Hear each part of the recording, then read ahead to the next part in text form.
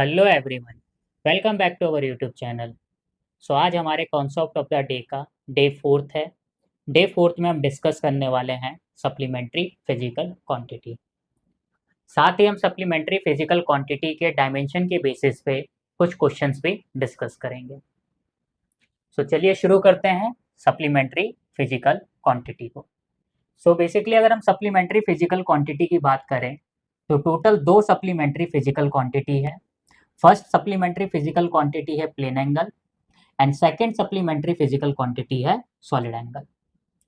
अब यहाँ पे जो सबसे बड़ा सवाल है, मेजर क्वेश्चन है, वो है कि इन दोनों ही एंगल में, प्लेन एंगल में और सॉलिड एंगल में डिफरेंस क्या है। तो अगर हम इन दोनों ही एंगल के डिफरेंस की बात करें तो जो प्लेन एंगल है वो बेसिकली आपका 2D बॉडीज के लिए होता है और जो सॉलिड एंगल है वो बेसिकली क्या होता है, 3D बॉडीज के लिए होता है।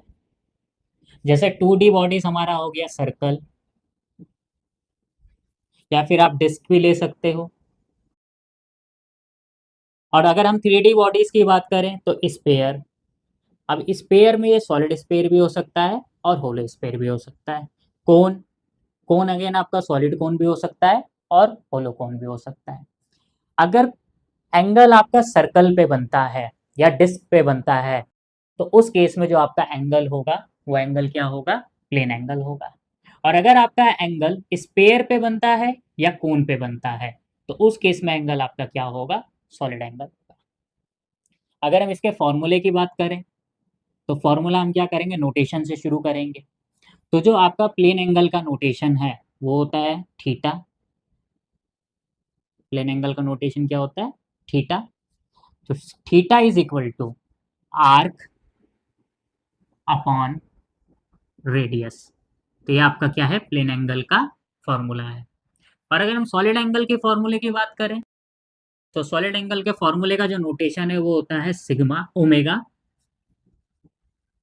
Omega is equal to area upon radius का स्क्वायर। ये आपका क्या है, सॉलिड एंगल का फॉर्मूला है। अगर हम यूनिट की बात करें तो जो प्लेन एंगल है, प्लेन एंगल का यूनिट होता है रेडियन और सॉलिड एंगल का यूनिट होता है स्टे रेडियन। अब इन दोनों ही फिजिकल क्वांटिटी के सबसे इंपॉर्टेंट फैक्टर वो है डायमेंशन, जिसके बेसिस पे हम क्वेश्चंस भी डिस्कस करेंगे। So dimension formula of plane angle and dimension formula of solid angle हम कैलकुलेट करने जा रहे हैं।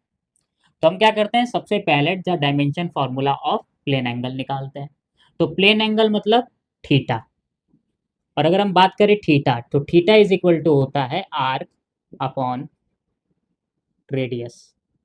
सो अगर यहाँ पे हम थीटा का डायमेंशन लेंगे सो थीटा का डायमेंशन इज इक्वल टू आ जाएगा आर्क का डायमेंशन अपॉन रेडियस का डायमेंशन। अगर हम बात करते हैं यहाँ पे आर्क की, तो आर्क क्या है, एक प्रकार का लेंथ होता है और रेडियस भी क्या होता है, रेडियस भी एक प्रकार का लेंथ होता है। तो यहाँ से अगर हम थीटा के डायमेंशन की बात करते हैं सो थीटा का dimension is equal to arc का डायमेंशन, आर्क मतलब लेंथ का डायमेंशन, और लेंथ का डायमेंशन होता है हमारा एल, अपॉन रेडियस का डायमेंशन मतलब लेंथ का डायमेंशन। सो रेडियस का डायमेंशन क्या हो जाएगा हमारा यहाँ पे, एल। एल से एल कैंसिल हो गया। सो फाइनली यहाँ पे जो थीटा का डायमेंशन आया वो आया आपका m0 l0 t0। और इस m0 l0 t0 को हम पढ़ते हैं डायमेंशन लेस। सो यहाँ पे अगर हम प्लेन एंगल के डायमेंशन की बात करें तो प्लेन एंगल का डायमेंशन क्या होता है, डायमेंशन लेस होता है। तो यहाँ पे हम प्लेन एंगल का डायमेंशन क्या लिखेंगे, m0 l0 t0 मतलब डायमेंशन लेस। फिर ऐसे ही हम क्या करते हैं, सिमिलर यहाँ पर किसका डायमेंशन निकालते हैं, सॉलिड एंगल का डायमेंशन निकालते हैं। तो अगर हम सॉलिड एंगल की बात करें तो सॉलिड एंगल का जो नोटेशन है वो क्या है, फॉर्मूला है वो क्या है आपका, sigma omega is equal to area upon radius का स्क्वायर। अगर हम यहाँ पे दोनों साइड डायमेंशन लेते हैं,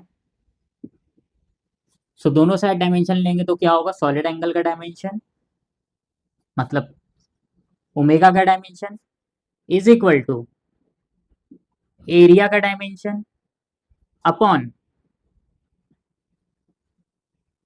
रेडियस स्क्वायर का डायमेंशन। स्क्वायर को हम क्या करते हैं, स्क्वायर को डायमेंशन के स्क्वायर के साथ लिख देते हैं। तो अगर हम एरिया के डायमेंशन की बात करते हैं तो एरिया का हमारा जो डायमेंशन होता है वो होता है एल स्क्वायर। और जो यहाँ पे रेडियस का डायमेंशन है, रेडियस का एक प्रकार का लेंथ है, तो लेंथ का डायमेंशन क्या हो जाएगा, एल। और क्योंकि इसकी पावर 2 है तो यहाँ पे एल की पावर भी कितनी हो जाएगी, 2 आ जाएगी। एल स्क्वायर से एल स्क्वायर कैंसिल हो गया। सो यहाँ पे सॉलिड एंगल का जो डायमेंशन है वो आ गया आपका m0 l0 t0। So again अगर हम सॉलिड एंगल की डायमेंशन की बात करते हैं तो सॉलिड एंगल भी क्या होता है आपका, डायमेंशनलेस होता है। तो सॉलिड एंगल का डायमेंशन क्या आ जाएगा, m0 l0 t0। इसका मतलब ये हुआ कि आपका एंगल प्लेन एंगल हो या फिर सॉलिड एंगल हो, दोनों ही एंगल का डायमेंशन क्या होगा, डायमेंशनलेस होगा। So angle is always dimensionless. और इसी कॉन्सेप्ट पे हम क्या करने वाले हैं, अपने क्वेश्चन डिस्कस करने वाले हैं। फिलहाल आप इसको नोट, स्टेटमेंट क्या है, the dimension formula of angle. अब ये एंगल प्लेन एंगल भी हो सकता है आपका, सॉलिड एंगल भी हो सकता है, इज डायमेंशनलेस। डायमेंशनलेस मतलब m0 l0 t0। तो चलिए इस कॉन्सेप्ट पे बेस कुछ क्वेश्चन डिस्कस करते हैं। तो जो हमारा फर्स्ट क्वेश्चन है, फर्स्ट क्वेश्चन है y is equal to a sin theta. So y यहाँ पे हमारा है डिस्टेंस, a हमारा क्या है, एम्पलीट्यूड, थीटा हमारा यहाँ पे क्या है, एंगल। अगर मैं डिस्टेंस की बात करता हूं तो डिस्टेंस क्या होता है, एक प्रकार का लेंथ होता है। एम्पलीट्यूड की बात करता हूं तो एम्पलीट्यूड भी एक प्रकार का क्या होता है, लेंथ होता है।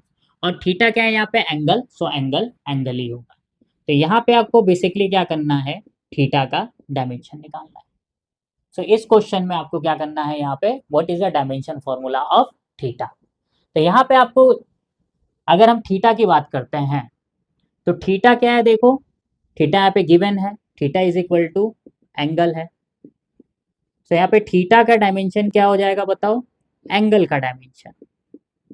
और अगर हम एंगल की डायमेंशन की बात करते हैं तो एंगल इज ऑलवेज क्या होता है, डायमेंशन लेस, मतलब m0 l0 t0। तो थीटा का डायमेंशन क्या हो जाएगा, m0 l0 t0। सो आपको ये बात हमेशा ध्यान रखनी है कि साइन के एंगल में जो भी क्वांटिटी होगी उसको आपको किसके इक्वल रख देना है, डायमेंशन लेस के इक्वल रख देना, मतलब m0 l0 t0। चलिए सेकंड क्वेश्चन में चीजें और अच्छे से क्लियर हो जाएंगी। तो जो हमारा सेकंड क्वेश्चन है उसमें गिवन है आपको y is equal to a sine alpha x upon t. यहाँ पे जो y है सेम डिस्टेंस, a जो है हमारा एम्पलीट्यूड, और जो अल्फा x अपॉन टी आपको दिखाई दे रहा है, ये जो अल्फा x अपॉन टी है, तो आप साफ साफ देख सकते हैं कि जो अल्फा x अपॉन टी है ये क्या है, एंगल की जगह है। मतलब कि यहाँ पे हम इसको क्या पढ़ सकते हैं, y is equal to a sine theta, theta मतलब एंगल। तो एंगल की जगह आपका क्या आ गया, अल्फा x अपॉन टी। तो अल्फा x अपॉन टी जो है वो क्या आपका एंगल है। कैसे, जैसे यहाँ पर था साइन थीटा, तो थीटा यहाँ पे क्या था, एंगल था। सिमिलर आपका थीटा की जगह क्या क्या आ गया है बताइए, अल्फा x अपॉन टी। तो अल्फा x अपॉन टी क्या हो जाएगा, एंगल हो जाएगा। और अगर हम डायमेंशन की बात करें किसकी, अल्फा x अपॉन टी की, तो अल्फा x अपॉन टी का जो डायमेंशन है वो क्या हो जाएगा, एंगल का डायमेंशन हो जाएगा। सो यहाँ से अगर हम बात करते हैं अल्फा का डायमेंशन, सो अल्फा का डायमेंशन इज इक्वल टू क्या हो जाएगा, टी का डायमेंशन अपॉन एक्स का डायमेंशन, क्रॉस मल्टीप्लाई करवा दिया हमने, टी को उधर भेज दिया, एक्स को कहाँ लेकर आ गए, नीचे, और इनटू एंगल का डायमेंशन। अब अगर हम बात करते हैं यहाँ पे टी की और एक्स की, तो टी यहाँ पे क्या है, टी यहाँ पर है टाइम, और एक्स क्या है यहाँ पे, एक्स है यहाँ पे लेंथ। लेंथ मतलब डिस्टेंस, डिस्टेंस मतलब लेंथ। सो अल्फा का जो डायमेंशन फॉर्मूला होगा वो आपका क्या हो जाएगा, देखो टी मतलब टाइम का डायमेंशन अपॉन एक्स मतलब लेंथ का डायमेंशन, और एंगल का डायमेंशन आपका क्या होगा, M zero, L zero, T zero. So finally यहाँ से आपका जो अल्फा का डायमेंशन आएगा, अल्फा का डायमेंशन क्या हो जाएगा, अब देखो एल क्या है यहाँ पे +1 है, ऊपर जाके क्या हो जाएगा -1, और इनटू क्या आ जाएगा यहाँ पे टी। तो ये आपका क्या आ गया, अल्फा का डायमेंशन आ गया। ठीक है, इसको आप नोट डाउन कर लीजिए, फिर नेक्स्ट क्वेश्चन आप डिस्कस करते हैं सेम कॉन्सेप्ट पे रिलेटेड। अब देखिए सेम कॉन्सेप्ट पे जो हमारा नेक्स्ट क्वेश्चन है, क्वेश्चन नंबर 3, वो है y is equal to alpha x upon t cos beta t. अगर हम यहाँ पे बात करते हैं y की, तो ये आपका क्या है, डिस्टेंस है। x यहाँ पे हमारा क्या है, x भी हमारा डिस्टेंस है। t क्या है यहाँ पे, टाइम है। और हमें डायमेंशन फॉर्मूला निकालना है अल्फा का और बीटा का। सो देखिए यहाँ पे इस क्वेश्चन को सॉल्व करने के लिए हम क्या करेंगे, सबसे पहले ये बात ध्यान में रखेंगे कि कॉस थीटा का जो डायमेंशन होता है वो इंडिविजुअल क्या होता है, डायमेंशन लेस होता है। ये लास्ट डे में हम ऑलरेडी डिस्कस कर चुके हैं। तो अगर हम किसकी बात करते हैं, कॉस थीटा के डायमेंशन की, सो कॉस थीटा का डायमेंशन क्या होता है, M zero, L zero, T zero. ये ऑलरेडी हम डिस्कस कर चुके हैं। Because all trigonometrical functions are dimensionless, तो कॉस थीटा का डायमेंशन भी क्या होगा, डायमेंशन लेस होगा। तो यहाँ पे हम दोनों साइड क्या करते हैं, डायमेंशन लेते हैं, मतलब y का dimension is equal to alpha का डायमेंशन इनटू x का डायमेंशन अपॉन t का dimension into cos beta t का डायमेंशन। बीटा टी की जगह यहाँ पर क्या आ गया, देखो अगर हम क्या करेंगे, कॉस बीटा टी को कॉस थीटा से कंपेयर करवाएंगे, तो this implies to theta is equal to क्या है यहाँ पे, बीटा टी है। अभी इसको भी यूटिलाइज करेंगे थोड़ी देर में। फिलहाल क्या करते हैं, फिलहाल यहाँ पे हम डायमेंशन फॉर्मूला पुट करते हैं। सो वाई क्या है यहाँ पे, देखो डिस्टेंस, डिस्टेंस मतलब लेंथ का dimension is equal to alpha का डायमेंशन हमें कैलकुलेट करना है। एक्स देखो, एक्स भी यहाँ पे क्या है, डिस्टेंस, डिस्टेंस मतलब अगेन लेंथ का डायमेंशन अपॉन टी क्या है यहाँ पे, देखो टाइम, मतलब टी हो जाएगा यहाँ पे टाइम का डायमेंशन जो कि क्या होता है, टी होता है। अब देखो एल से एल कैंसल, और यहाँ पे cos beta t, cos beta t मतलब कॉस का डायमेंशन, कॉस का डायमेंशन क्या हो जाएगा, M zero, L zero, T zero. अब इसको यहाँ पे सॉल्व करोगे तो अल्फा का जो डायमेंशन आएगा, सो अल्फा का डायमेंशन क्या हो जाएगा, टी का डायमेंशन। तो इसका मतलब अल्फा का डायमेंशन क्या है, टी है। और जब हम क्या करेंगे यहाँ पे बीटा का डायमेंशन सॉल्व करने जाएंगे, सो बीटा का डायमेंशन देखो यहाँ पे साफ साफ क्या लिखा हुआ है कि जो थीटा है, थीटा की जगह क्या आ गया है, बीटा टी। इसका मतलब ये जो बीटा टी है ये क्या है, आपका एंगल है। तो साइन के ब्रैकेट में आपको कुछ भी दिखाई दे, चाहे कॉस के उस ब्रैकेट में कुछ भी दिखाई दे, चाहे टेन के ब्रैकेट में कुछ भी दिखाई दे, वो क्या होता है, आपका एंगल होता है।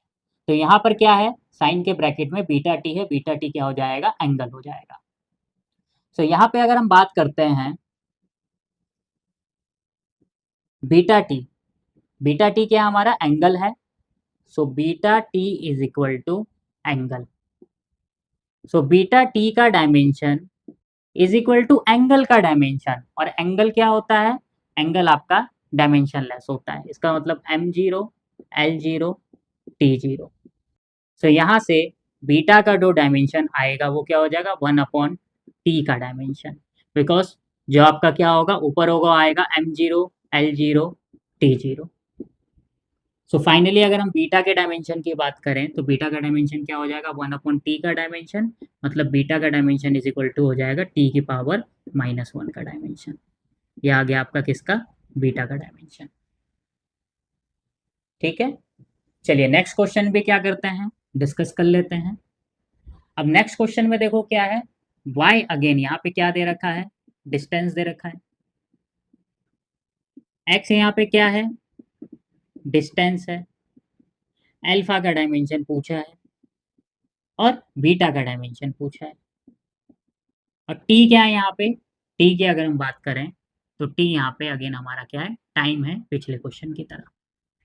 तो फाइनली क्या करेंगे, सबसे पहले इस इक्वेशन में y का dimension is equal to alpha का डायमेंशन इंटू एक्स स्क्वायर का dimension into tan beta x square upon t का डायमेंशन।